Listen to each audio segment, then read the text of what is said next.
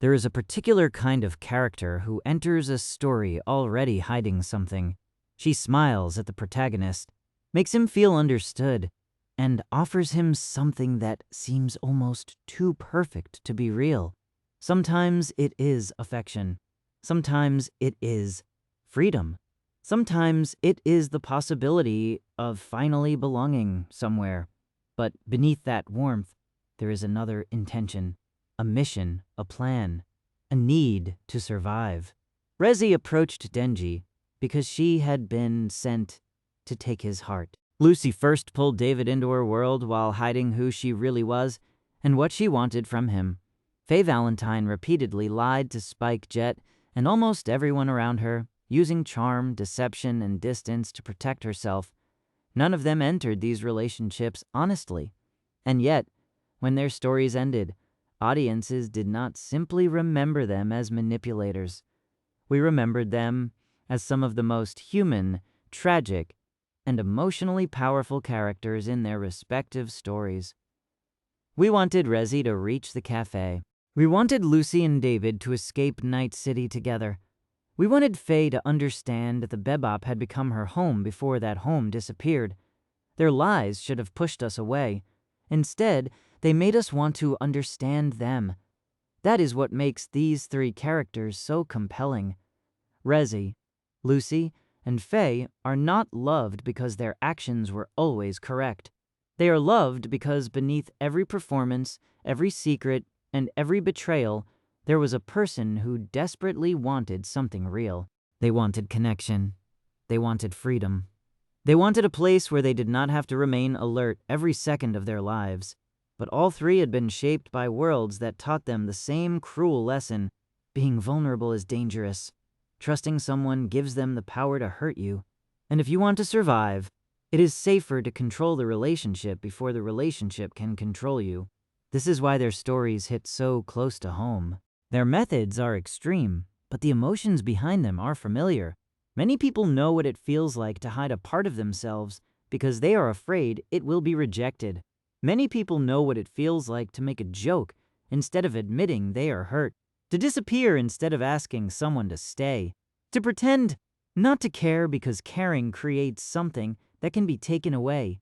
Reze, Lucy, and Faye all want to be seen, but none of them truly know how to stand in front of another person without wearing some kind of mask. And that is where their tragedies begin. The first time we meet each of them, they appear to have control. Reze presents herself as the kind of girl Denji has dreamed about meeting. She is playful, interested in him, and seemingly fascinated by his awkwardness. Lucy appears confident and untouchable. She knows Night City, understands danger, and seems to move through the world with a kind of effortless independence that David does not yet possess. Faye presents herself as someone who cannot be contained. She lies, steals, escapes, and returns whenever it benefits her. She behaves as though she needs no one. In each case, the performance is convincing because it contains part of the truth. Reze can be playful. Lucy is capable and independent. Faye is resourceful and difficult to control. But these qualities are also shields. Reze's charm helps her complete a mission. Lucy's emotional distance keeps other people from learning how frightened she really is. Faye's selfishness allows her to leave before anyone can abandon her. Their masks do not hide completely different people. They exaggerate the parts of themselves that are safest to show. That is why their deception feels so believable. A mask works best when it is built from something real. Reze's story is perhaps the clearest example of a relationship that begins as manipulation and slowly becomes something neither person fully understands. When Reze meets Denji, she seems almost impossibly suited to him. Denji has spent most of his life deprived of ordinary experiences. He has not lived like a normal teenager. He has not attended school in the way most people have. He has not had a stable family, a healthy childhood, or the freedom to imagine a future for himself. His dreams have always been painfully simple. Food, shelter, affection, physical intimacy, someone who genuinely wants him around. These desires can make Denji appear shallow, but they are only shallow on the surface. He wants ordinary things because ordinary life has always been inaccessible to him. For someone who has spent his childhood paying another person's debt and selling parts of his own body to survive, normality is not boring. Normality is paradise. Reze understands this almost immediately. Whether through preparation, observation, instinct, or all three, she recognizes what Denji is missing. She does not approach him with power, status, or grand promises. She offers him something much more effective. She makes him feel like an ordinary boy. She with him. She teases him. She shows interest in his thoughts. She invites him into a school and gives him a glimpse of a life he never had. For Denji, this is incredibly powerful. The attraction is not only romantic.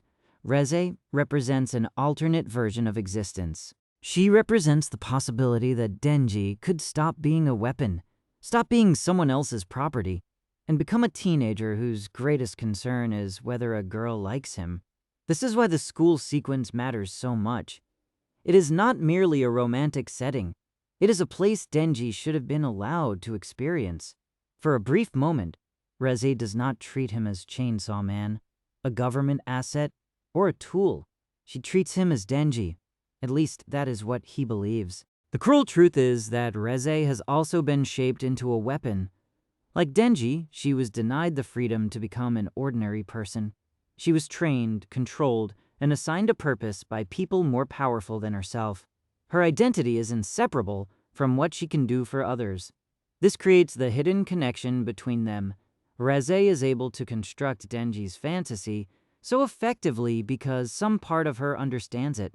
She knows what it means to dream about normality while living as a human weapon. This does not erase her mission. She approaches Denji with the intention of manipulating him. She studies his loneliness and uses it. She creates emotional intimacy because emotional intimacy makes him easier to control. When her true nature is revealed, the violence is real. People die. Denji is betrayed.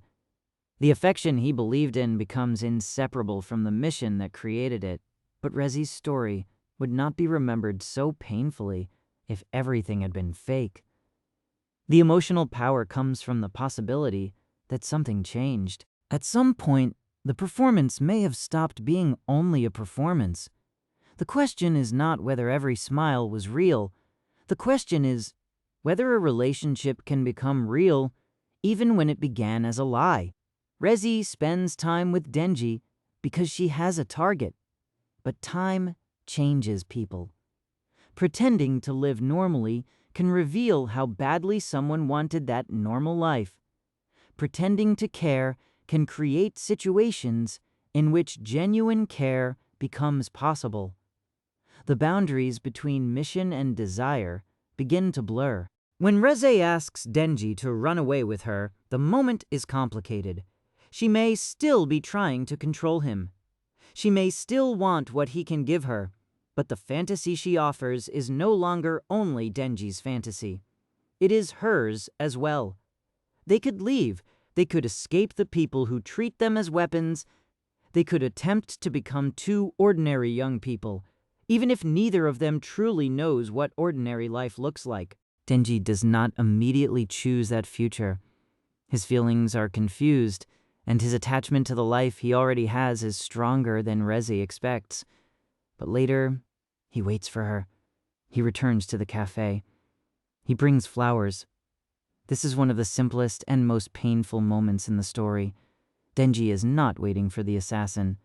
He is waiting for the girl who showed him a school at night. He is waiting for the possibility that something between them was true. And Reze does make a choice. She turns back.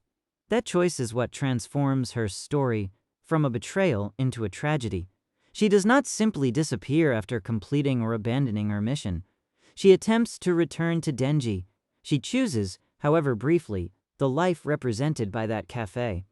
The tragedy is not that Reze never felt anything. The tragedy is that she recognizes what she wants only when the chance to reach it is almost gone. Her story is built around the pain of almost. She almost escapes. She almost reaches Denji. She almost proves that the girl he met was not entirely imaginary. Reze is loved because audiences see the person trapped beneath the assignment. She begins as someone using Denji's loneliness against him, but she becomes someone whose own loneliness is exposed by the same relationship. Denji thinks he has found a girl who can rescue him from his abnormal life. Reze discovers that Denji might represent the same possibility for her. They are two people turned into weapons, each pretending to understand the situation better than they actually do. For a short time, they allow one another to imagine freedom. That imagined future is enough to make its loss devastating. Lucy's story begins differently, but it is driven by a similar contradiction. She also enters David's life with an advantage. She is more experienced. She understands the streets of Night City. She knows how dangerous people can be. She knows how to steal, escape, and survive. David, by comparison, is still caught between worlds. He comes from a struggling home, but he attends an elite academy. He is intelligent, but he has no clear future. He does not belong among the wealthy students around him, yet he has not fully entered the criminal world either. After losing his mother, that uncertainty becomes unbearable. David is grieving, angry, and increasingly disconnected from the life that was supposedly being built for him. Lucy appears at exactly the right moment. She is mysterious, confident, and free in ways David wants to be. Their first connection is not entirely honest. Lucy draws him into her orbit while hiding her real intentions and her connection to Maine's crew. David believes he has stumbled into something personal. In reality, he is being pulled toward people who have an interest in the military-grade implant attached to his body. Like Reze, Lucy understands how to create intimacy while withholding the truth. But Lucy's emotional distance is different. Reze performs warmth as part of a mission. Lucy uses closeness selectively. She can share a moment with David while still keeping the most dangerous parts of herself locked away. She shows him the moon. This is one of the defining moments of their relationship. The moon represents escape from Night City. It represents distance from Arasaka, violence, exploitation, and the memories of Lucy's childhood. For David, the experience feels intimate and almost sacred. Lucy is not simply showing him a place. She is showing him a dream. For someone as guarded as Lucy, that is a profound act.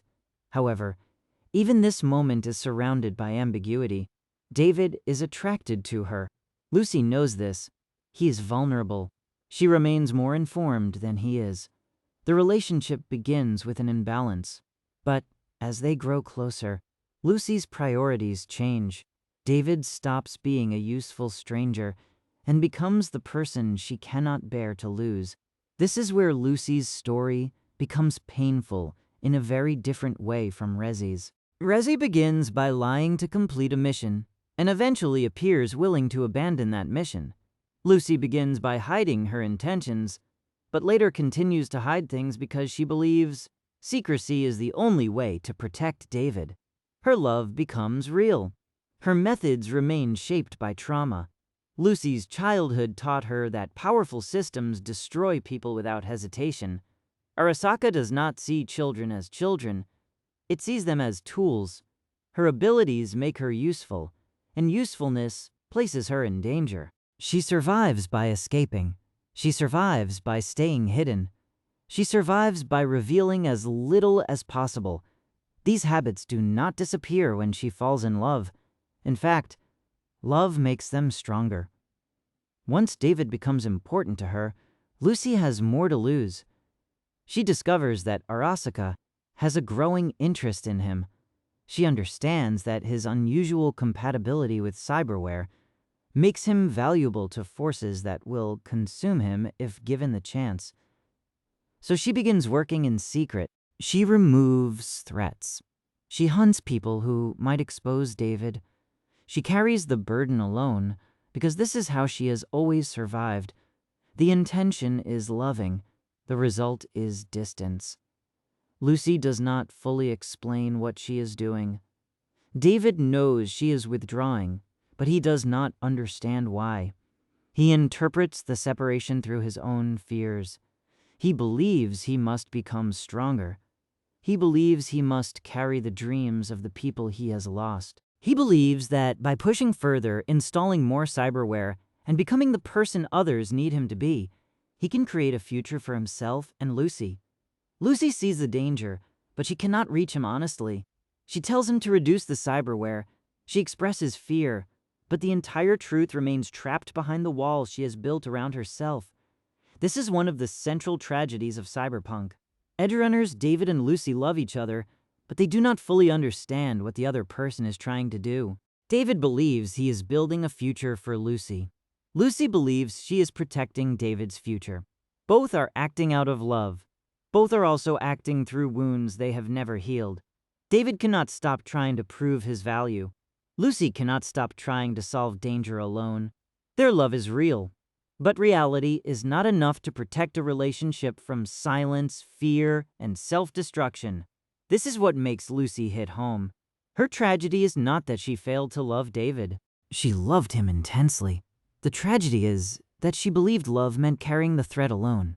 Some people hide the truth because they want to exploit someone. Others hide the truth because they believe revealing it would place the other person in danger. But secrecy creates its own form of danger. It removes the possibility of facing something together. Lucy tries to protect David by building a wall around him. David experiences that wall as distance, and while they are separated by everything they cannot say, Night City continues moving them toward disaster. The moon becomes the ultimate symbol of this tragedy. At first, it is Lucy's dream. Then David adopts it as a goal. He wants to help her reach it. But over time, the meaning changes. Lucy does not truly want the moon without David. The place was never important, only because it was far from Earth. It was important because it represented freedom. Once David becomes the person she loves, freedom means being somewhere with him. David, however, continues to treat the moon as a promise he can fulfill for her. He believes that sending Lucy there will complete the dream. He does not fully understand that he has become part of the dream itself. This is why the ending hurts so much. Lucy reaches the moon. From the outside, the objective has been achieved. She escaped Night City. She is standing in the place she once longed to see. But the dream is empty because the person who gave it new meaning is gone.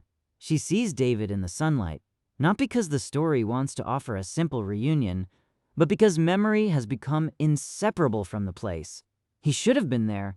The moon represents everything they almost had. Lucy's story is not about a woman who tricked a man and later regretted it. It is about someone who spent her life running from systems of control, only to discover that fear continued controlling her, even after she found someone she trusted. She could love David. She could risk her life for him, but she could not easily abandon the survival instinct that told her to hide, isolate, and handle danger alone. She learned how to escape laboratories. She learned how to gill threats before they reached her. She never learned how to look at someone she loved and admit that she was terrified. Faye Valentine's story is less conventionally romantic, but it may be the most emotionally mature example of the same pattern. Faye does not enter Cowboy Bebop as someone looking for a relationship. She enters as a survivor. She lies because lying works. She uses people because people have used her. She steals because ownership, loyalty, and stability mean very little in a life where everything can disappear without warning. When Faye wakes from cryogenic sleep, she is displaced in almost every possible way. The world has moved forward without her. The people she knew are gone. Her memories are missing. Her identity exists mostly as a name and a collection of questions. She has no meaningful past she can return to, and no secure future waiting for her. She is immediately placed in a vulnerable position. She is confused, isolated, and dependent on people whose intentions she cannot fully understand. Then she is betrayed. This teaches her a lesson that shapes almost everything she does afterward. Trust is dangerous. Promises are temporary. Anyone offering help may be preparing to take advantage of you. So Faye becomes the person who takes advantage first. She adopts charm, selfishness, gambling, and manipulation as tools. She creates the impression that she does not need anyone. When she boards the Bebop, she repeatedly disrupts the lives of Spike and Jet. She consumes resources. She lies. She disappears. She returns when she needs something. She rarely expresses gratitude in a direct or comfortable way. From the outside, she appears unreliable because she is unreliable. But the emotional truth is more complicated. Faye does not know how to belong. Belonging requires trust. Trust requires vulnerability. Vulnerability means admitting that losing something would hurt. For someone who has already lost her entire world, that admission is terrifying. Faye's behavior often resembles that of someone testing whether a place will still exist after she leaves. She runs away, but she returns. She insults the people around her, but she remains connected to them. She acts as though the Bebop is only convenient, but gradually it becomes the closest thing she has to a home. The tragedy is that Faye cannot recognize this clearly until the crew is already falling apart. Her search for the past becomes one of the most important elements of her story. Unlike Reze, who dreams about an ordinary life she never had, and Lucy, who dreams about escaping to a place untouched by her past, Faye believes her identity may be waiting somewhere behind her. If she can recover her memories, perhaps she can recover herself. If she can find her old home, perhaps she will finally understand where she belongs. This hope is deeply human. People often imagine that understanding the past will resolve the confusion of the present. Faye believes that somewhere there must be a version of her life that makes sense. A family, a room, a place where she was known. Evidence that she existed before she became the woman who lies and runs. When pieces of her past finally return, they do not restore what was lost. The videotape from her younger self is devastating because it contains innocence without providing a path back to it. The girl on the screen speaks to her future self with optimism. She believes the future will be full of possibility. The adult Faye watches this message as someone who has been separated from that girl by time, trauma, and memory loss. She is looking at herself, but the person feels almost like a stranger. Eventually, Faye finds the remains of the place that once belonged to her. But the house is gone. The past is physically inaccessible. There is no family waiting. There is no preserved life she can simply resume. She marks the ground where her room once stood, trying to recreate the outline of something that no longer exists. It is one of the clearest visual expressions of grief in Cowboy Bebop. Faye has found the location she believed would give her an identity. Instead, she finds emptiness. Her past can explain where she came from, but it cannot give her a home in the present. And then she realizes something that audiences have understood before she has. The Bebop was her home. Spike, Jet, Ed, and Nine were the people she had begun to treat like a family, even though none of them were comfortable using that word. They argued. They insulted each other. They disappeared. They avoided emotional honesty. But they created a shared space. Faye belonged there, not because of a legal claim, a blood connection, or a recovered memory, but because she kept returning.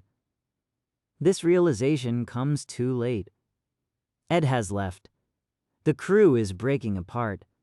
Spike is preparing to confront the past that has haunted him throughout the series. Faye finally stops hiding behind indifference and confronts him. She asks him why he is leaving. She tries to stop him. She fires her gun into the air, expressing fear and anger in the only language available to her in that moment. She cannot calmly say that the Bebop is all she has left. She cannot easily ask him to choose the present, but that is what she means. She has spent so long searching for a place to belong that she fails to recognize it until it is disappearing. Faye's story hits home because many people understand the impulse to leave before being left. To act detached so that rejection feels less humiliating. To avoid defining a relationship because definition creates expectations. To pretend a place does not matter, even while returning to it again and again. Faye lies to protect herself. She creates distance because distance allows her to believe she is still in control. But control cannot replace belonging.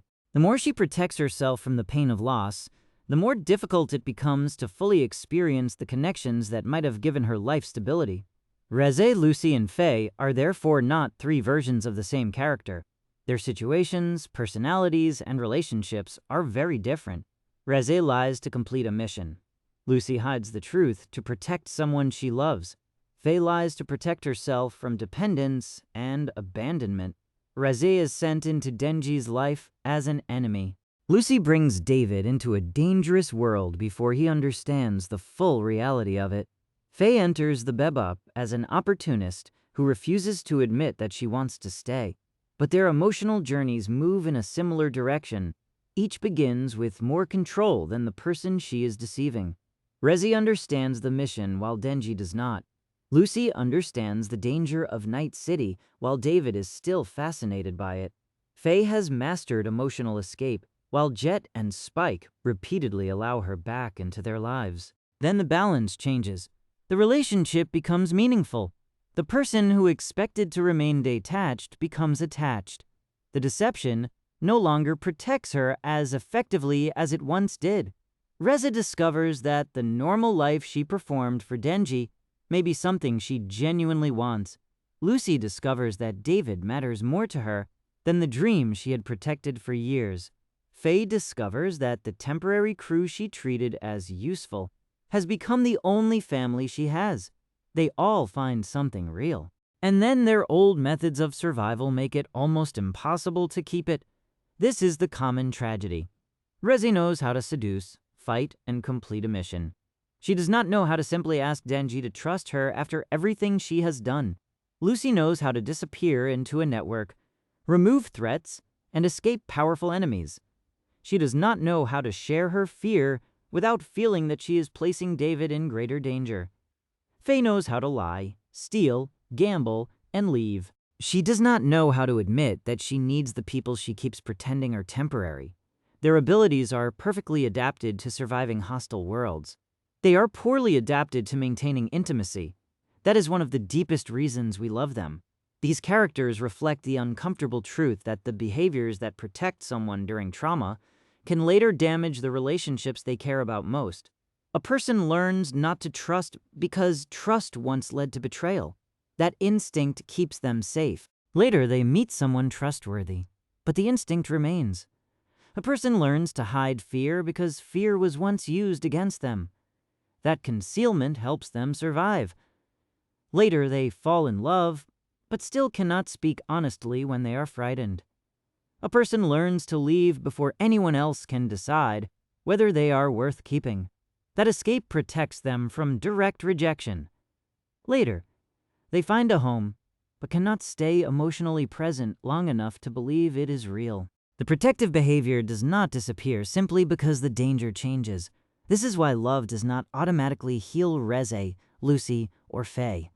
Stories sometimes treat love as a force that immediately transforms a damaged person, but these characters are more complicated. Feeling something real does not erase years of conditioning. Reze can care about Denji and still remain dangerous. Lucy can love David and still create distance through secrecy. Faye can care about the Bebop crew and still lie, steal, and run away. Their feelings are genuine. Their flaws remain genuine as well. This is an important part of why they feel human. Love is not a moral reset button. It does not make every harmful decision acceptable. It does not mean that betrayal no longer matters. It does not guarantee that two people will communicate effectively. Sometimes people love each other and still fail one another. Sometimes they want connection while behaving in ways that make connection almost impossible.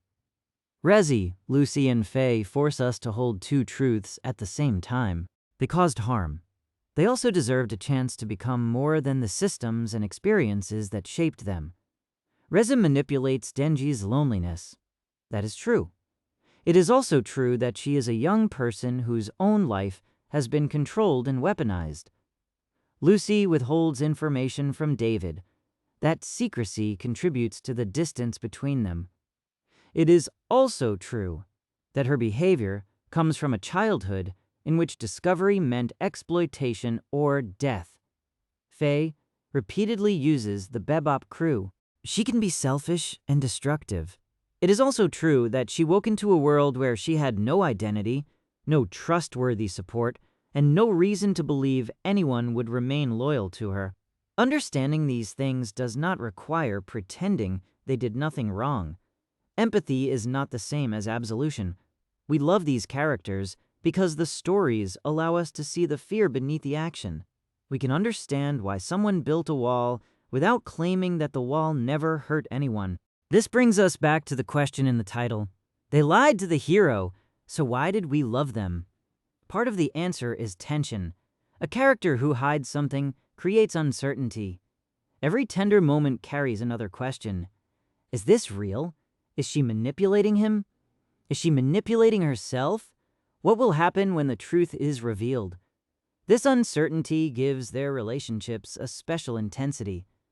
A straightforward romance asks whether two people will become closer. These stories ask whether closeness can survive the truth. Reze's every smile becomes more complicated after we know her mission. Lucy's quietness becomes more painful once we understand what she is doing in secret. Faye's repeated returns become more meaningful when we recognize that she does not truly have anywhere else to go. The truth changes the meaning of earlier scenes. This makes the audience return to them mentally. We replay moments looking for evidence. Was Reze already beginning to care? When did David become more important to Lucy than the moon? How many times did Faye return to the Bebop because she wanted to be there rather than because she needed something? The stories do not always provide simple answers. That ambiguity keeps the characters alive in the audience's imagination. Another reason we love them is that they all represent escape. Reze represents an escape from the life Denji has been forced to live. She is connected to school, romance, youth, and the possibility of running away from control. Lucy represents escape from Night City. She offers David a dream beyond poverty, violence, and corporate domination. Faye represents a different kind of escape. She embodies the fantasy of living without attachment, obligation, or a fixed identity. She can leave whenever she wants, but each fantasy eventually reveals a deeper truth. Reze cannot simply run because the systems controlling her can reach her. Lucy cannot escape Night City emotionally, while the fear of Arasaka still defines her decisions. Faye cannot escape attachment because human beings continue to need places and people that feel familiar. Freedom is not merely the ability to leave. It is the ability to choose where to remain. None of these women are fully given that choice until it is almost too late. This is why the word almost defines them so well. Reze almost reaches the cafe. She almost chooses Denji over the mission and the people controlling her. She almost begins a life in which she can be something other than a weapon. Lucy almost escapes Night City with David. She almost reaches a future where the moon is not a lonely memorial. She achieves the location but loses the person who gave the dream meaning. Faye almost understands that the Bebop is her home before the crew dissolves. She finally stops running, but the people she wants to remain with are already moving toward their separate endings. The pain of almost can be stronger than the pain of a simple failure. Failure closes a door, almost allows us to see what might have existed behind it. We can imagine Denji and Reze running away together, even if such a future would have been unstable and dangerous. Imagine David and Lucy leaving Night City before the cyberware and expectations consume him. And imagine Faye accepting the Bebop as her home while the crew is still together. These futures are not guaranteed to be perfect. That is not the point. The point is that they remain visible enough for us to mourn them. These characters also hit home because they express emotions many people struggle to say directly. Reze cannot simply say that she wants to stop being used. Lucy cannot simply say that she is terrified of losing David. Faye cannot simply say that she does not want to be alone again. Instead, those truths appear through choices. Reze turns back toward the cafe. Lucy risks everything to remove threats around David.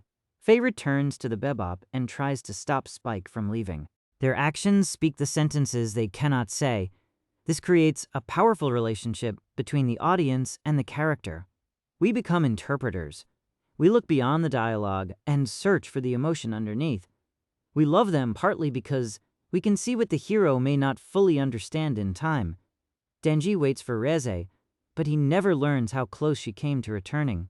David knows Lucy loves him, but he never fully sees the complete extent of what she has been doing to protect him until their situation has collapsed. Spike and Jet understand Faye better than they often admit, but the crew never becomes emotionally honest enough to define what they mean to one another.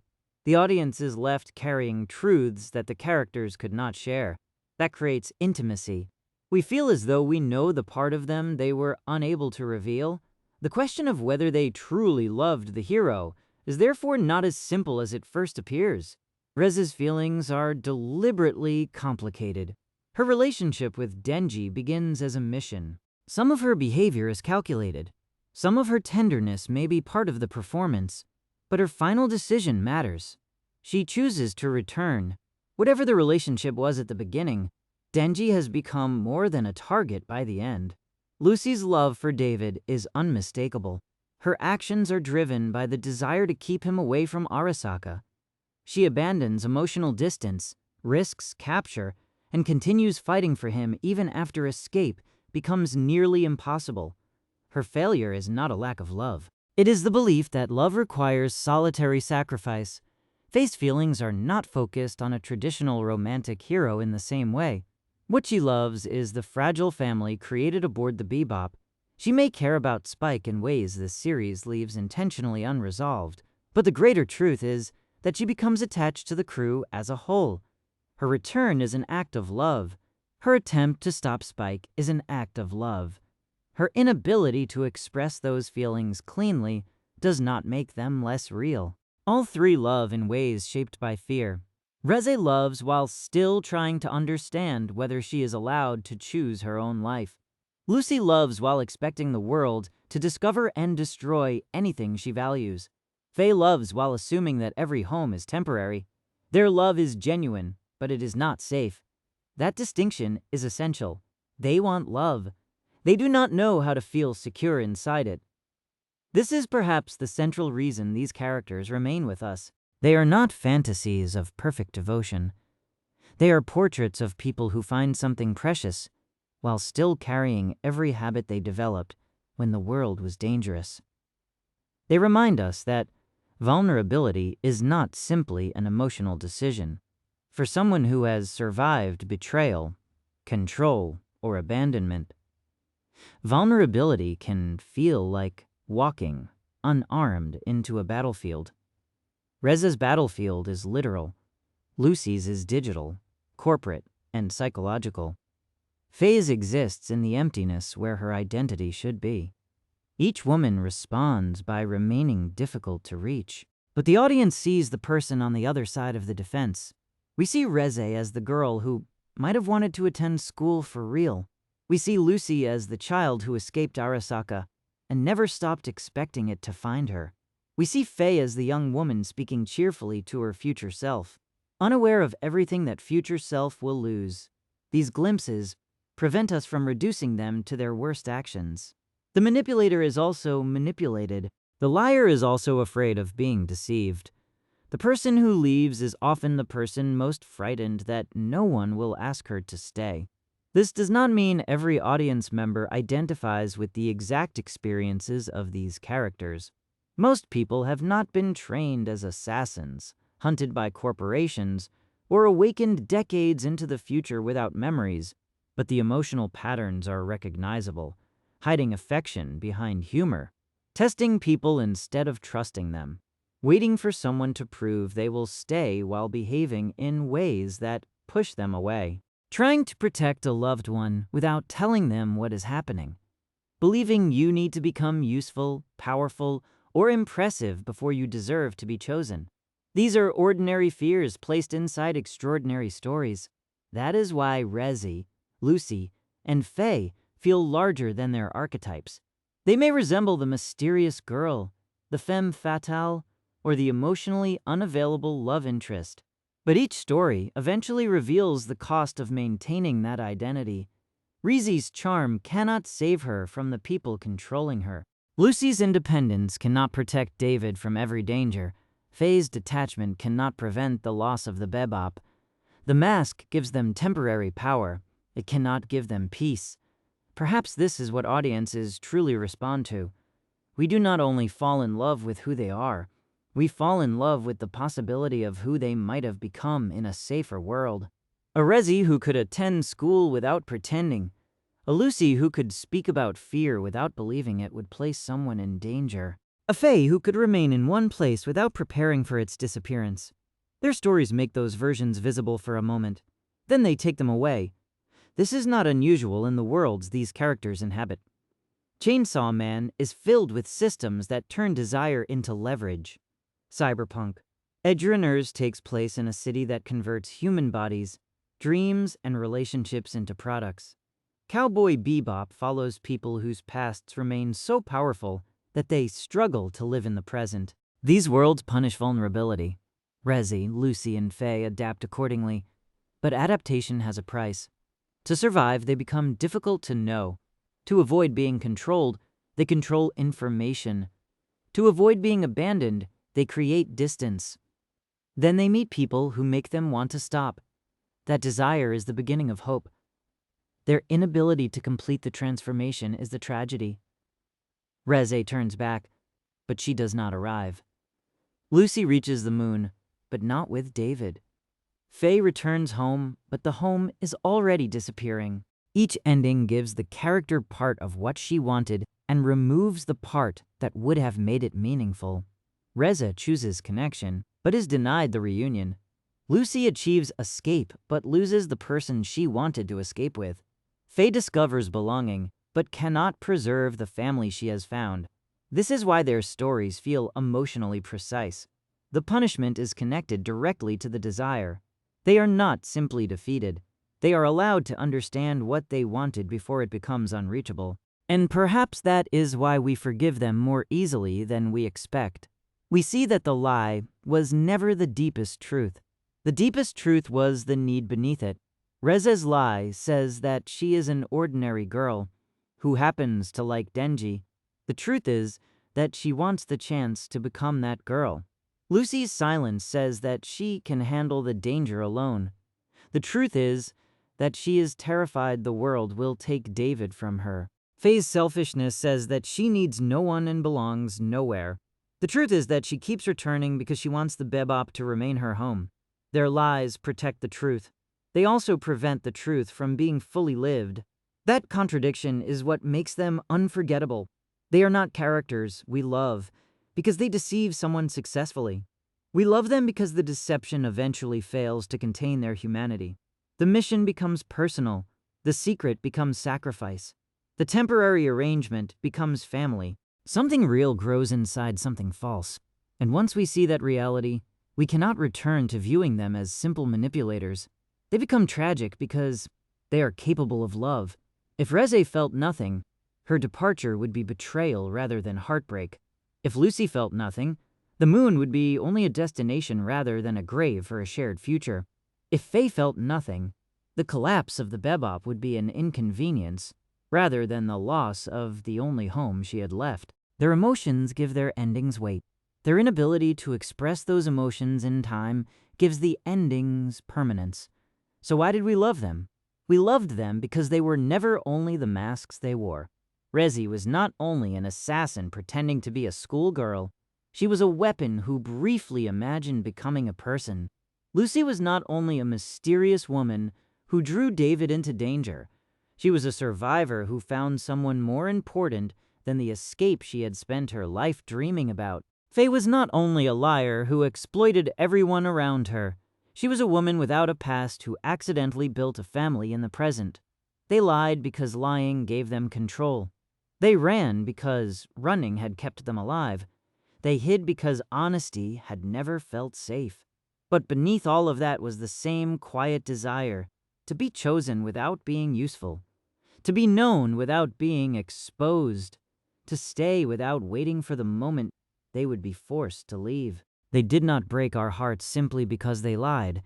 They broke our hearts because, for a moment, we saw the people they might have become if they had ever felt safe enough to tell the truth. Reze could have reached the cafe. Lucy could have stood on the moon beside David. Faye could have remained aboard the Bebop and finally admitted that it was home. Those futures never arrived, but the possibility of them was real. And sometimes, the life a character almost lived is the one an audience remembers most.